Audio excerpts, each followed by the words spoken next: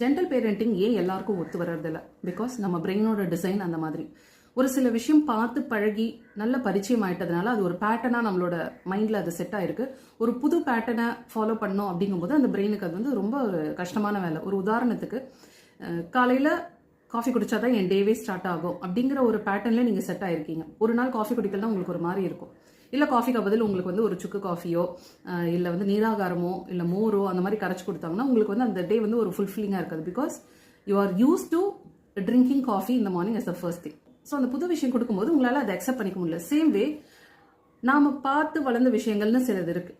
நம்ம எப்படி கண்டிஷன் ஆகிருக்கோம், நம்ம எப்படி டிசிப்ளின் ஆக்கப்பட்டோம் அப்படின்னாக்கா அதட்டி அடிச்சு மிரட்டி இந்த மாதிரி தான் நம்ம வந்து வளர்க்கப்பட்டோம். ஸோ இதே பேட்டர்னை தான் நம்ம ரீக்ரியேட் பண்ண ட்ரை பண்ணுவோமே ஒழிய அன்பா பொறுமையா நிதானமா எக்ஸ்பிளனேஷனோட சொல்றதுக்கு நமக்கு நிறைய சிரமப்படணும், நிறைய ஒர்க் பண்ணணும், நிறைய ஹோம்ஒர்க் பண்ணணும், நிறைய